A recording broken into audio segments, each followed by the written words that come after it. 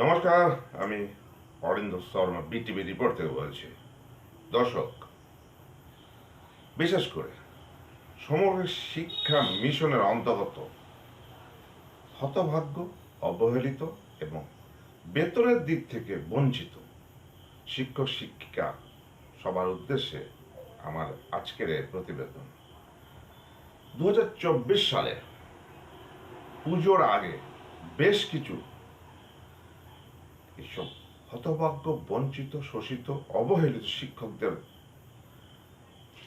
শিক্ষকদের তরফে হিতাকাঙ্ক্ষী নেতৃত্বগণ একটা বিরাট আশা বাণী শুনিয়েছিল বেতন বৃদ্ধির পুজোর আগে, অর্থাৎ 2024 সালের দুর্গা পুজোর আগে। কিন্তু যথারীতি সেটা বিফলে যায়। এই বিফলে যাওয়ার অর্থটা কি? জাস্ট মিথ্যা প্রতিশ্রুতি এবং প্রতারণা, যাকে বাংলায়, সোজা বাংলায় বলা যায় ঠকানো। কি ঠকানো? ললিপপ চুষিয়ে হতভাগ্য শিক্ষক শিক্ষিকাদের আশার আলোটাকে নিভিয়ে দিয়ে তাদেরকে প্রতারণা করে। এটা একটা প্রতারণারই মতো, প্রতারণারই সামিল। আগামী 20 আগস্ট সমগ্র শিক্ষা বাঁচাও মঞ্চ একটা জোরদার বিকাশ ভবন অভিযানের ডাক দিয়েছে। দর্শক, সমগ্র শিক্ষার অন্তর্গত সমস্ত শিক্ষাকর্মী, শিক্ষকরা এই মঞ্চেও পক্ষে। এটা কোনো সরকারি মঞ্চ নয়, হতভাগ্য এবং বঞ্চিতদের মঞ্চ। সমগ্র শিক্ষা বাঁচাও বলতে আক্ষরিক অর্থে সমগ্র শিক্ষাকে বাঁচানো নয়, সেটা বাঁচানোর দায়িত্ব কেন্দ্রের বা রাজ্যের। সমগ্র শিক্ষাকে বাঁচাবে কেন্দ্র বা রাজ্য, কিন্তু তার মানে এটাই বুঝতে হবে যে সমগ্র শিক্ষার অন্তর্গত, সমগ্র শিক্ষার মধ্যে যারা কাজ করছেন, যারা অর্থাৎ শিক্ষক শিক্ষিকা সম্প্রদায়, তাদের বেতনের বৃদ্ধির কথা বলেছে, তাদের জীবন যন্ত্রণা অবসানের কথা বলা হয়েছে, তাদের বাঁচানোর কথা বলা হয়েছে। অত এক কথায় যারা বেতনের দিক দিয়ে 2018 সালের পর থেকে, প্যারার 18 সালের পর থেকে এবং বাকির 2019 সালের পর থেকে যে বঞ্চিত, তাদের বাঁচা, মানে তার জীবন যন্ত্রণার হাত থেকে মুক্তি দিয়ে তাদেরকে মৃত্যুর হাত থেকে, ধীরে ধীরে মৃত্যুর হাত থেকে বাঁচানো কমিটি। সুতরাং এই কমিটির ডাকে 20 আগস্ট যে জমায়েত, সেটা প্রথমেই বলবো সবাইকে, আপনারা দলে দলে যোগ দিন। জীবনের শেষ লড়াই মনে হচ্ছে এটাই। এই সমস্ত হতভাগ্য, বঞ্চিত এবং বার্ধক্যে পা দেওয়া প্রত্যেকে ষাটের কোঠায় তাদের জীবনে এটা শেষ জমায়েত, শেষ লড়াই বলে আমি মনে করছি। আর কোনোদিন কখনোই আর কোনো জমায়েতেই এরা যেতে পারবেন না। শেষবারের মতো চেষ্টা করে দেখছেন।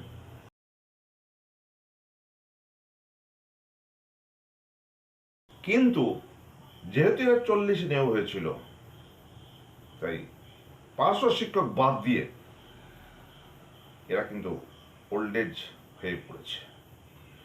এদের শারীরিক সক্ষমতা অনেক দুর্বলে পড়েছে, বেশিরভাগ 50%। কিন্তু এই নিরিখে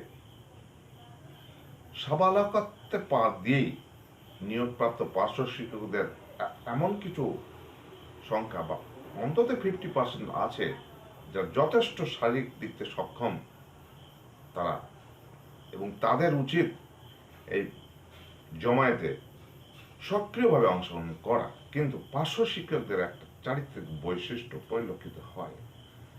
যখন প্যারাটিচারদের ইউনিয়ন, প্যারাটিচার নেতৃত্ব যখন জমায়েতে ডাক দেয়, তখন অসংখ্য প্যারাটিচার কিন্তু বাড়িতে বসে বসে মোবাইলে খবর নেন, কতদূর কি হলো, কে কতটা জল কামানোর সামনে পড়লো, কে কতটা আহত হলো, শেষ বলে বেতনটা বাড়বে তো, ফোনের মাধ্যমে। কিন্তু স্পটে গিয়ে আন্দোলনে যোগদান করার মানসিকতা 500 শিক্ষকদের চিরকালই কম। সুতরাং সেই মনোবৃত্তি ত্যাগ করে আমার একান্ত অনুরোধ, 20 আগস্টের আন্দোলনে প্যারা টিচাররাও যেন জীবনের শেষ লড়াই হিসাবে দেখে এই জমায়েতে যোগ দেন। কারণ এই জমায়েতটা কিন্তু ভালো বিপুল পরিমাণে সাড়া ফেলতে চলেছে। কারণ এখানে বিভিন্ন সংগঠনের একযোগে এই জমায়েতে ডাক দিয়েছে এবং সেখানে মাদ্রাসা শিক্ষা কেন্দ্র পর্যন্ত, পৌরসভার এসএসকে এমএসকে, এমনকি শিক্ষা মিত্র একাডেমিক সুপারভাইজাররা পর্যন্ত দল বেঁধে প্রত্যেকটা ব্লক থেকে বাস ভাড়া করে, বাস ভর্তি করে বিকাশ ভবনের সামনে জমায়েত হওয়ার জন্য বিধাননগর পিএনবি মোড়ে জমায়েত হচ্ছেন। সর্বশেষ খবর এটাই। সুতরাং পার্শ্ব শিক্ষকরা এই একটা সুযোগ তাদের জীবনে পেয়েছে।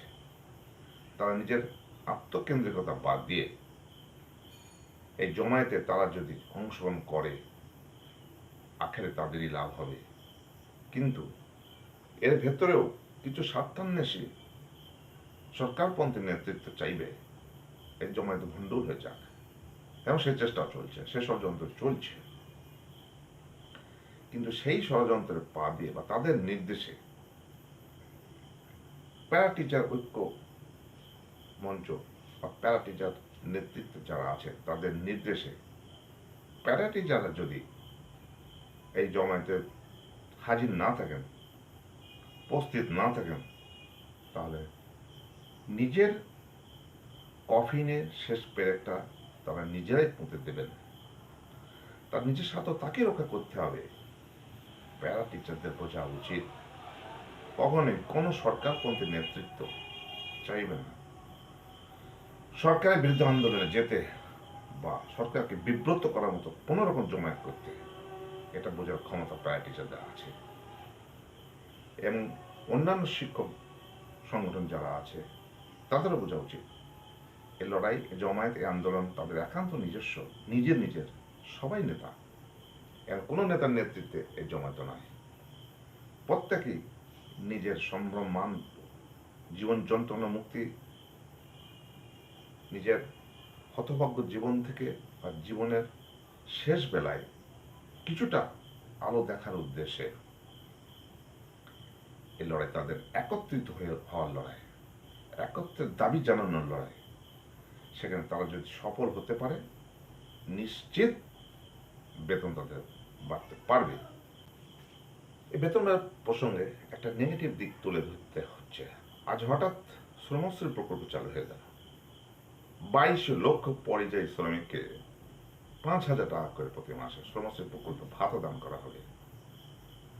কি বিপুল পরিমাণ টাকার প্রয়োজন হচ্ছে, অবাক লাগছে।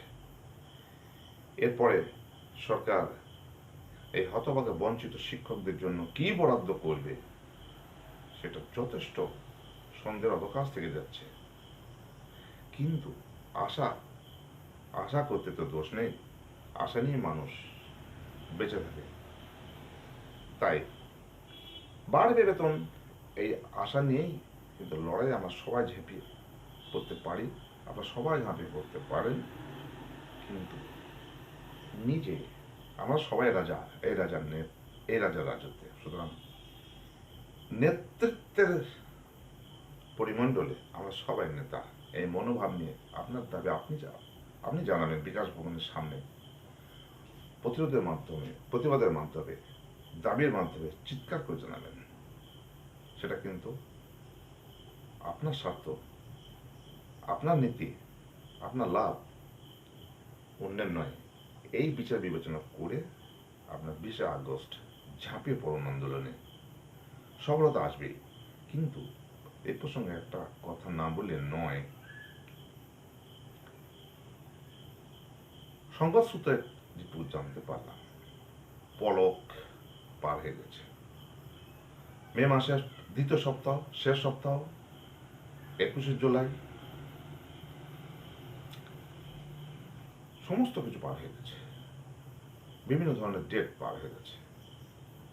ভেসে আসছে একটা নতুন ডেট, পুজোর আগে। ডক্টর আব্দুল সালাম এবং তার নেতৃত্বের পক্ষ থেকে পুজোর আগের একটা নিশ্চয়তা দেখা দিচ্ছে।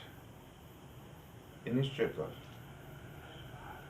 ওয়েলফেয়ার অ্যাসোসিয়েশনের পক্ষ থেকে ধরে নিলে হবে না, এই আশাটা এখন সবাই করছে। 20 আগস্ট যে সর্বশিক্ষা বাঁচাও মঞ্চ, তারাও কিন্তু পুজোর আগে সেই দাবিটাই করবে, পুজোর আগে যেন যেটা প্রকাশ হয়ে যায়। সমস্ত ফাইল রেডি, এটা সত্যি কি মিথ্যা সেটা পরে কথা, কিন্তু সবাই জানে ফাইলের কাজ অনেক এগিয়ে গেছে, সেটা ঘোষণা পুজোর আগে।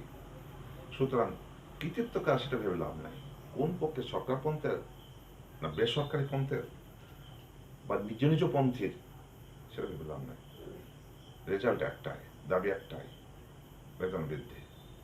তাই সবাই নিজের বেতন বৃদ্ধির জন্য সবাই লড়াই করবে এবং সবাই জানবে যে বেতন বৃদ্ধি আমার আমার নিজের নিজের লড়াই, প্রতিবাদ এবং দাবির জন্যই হলো। এটাই মূল কথা, এটাই শেষ কথা।